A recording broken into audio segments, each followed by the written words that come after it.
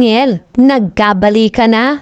Usap-usapan ngayon ang bagong chismis tungkol kina Catherine Bernardo at Daniel Padilla. Matapos ibunyag ni Zian Gasa na maaaring nagkabalikan na umano ang dating magkasintahan. Sa isang Facebook post, sinabi ni Gasa, ang chismise, nagkabalikan na daw pala ang Katniel. This is not confirmed yet kasi isang source pa lang ang nag-isplok sa akin. How true? Matatandaang noong November 30, 2023, opisyal na kinumpirma ng Katniel ang kanilang hiwalayan matapos ang 11 years na relasyon pa man. Nanatili silang profesional at muling nagkasama sa isang ABS-CBN event. Sa pahayag ni Gasa, nagkaroon ng espekulasyon na maaaring nagkabalikan ang dalawa.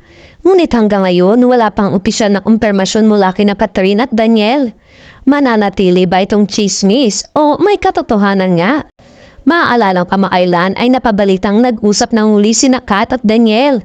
Madalas ding umanong nakikita si DJ sa labas ng bahay mismo ng aktres. Nagpatibay na ang haka-haka ang biglang pagtigil ng panliligaw di umano ng kapuso actor na si Alden Richard, na ang aktor mismo ang nagkumpirma sa isa sa kanyang mga naging interview.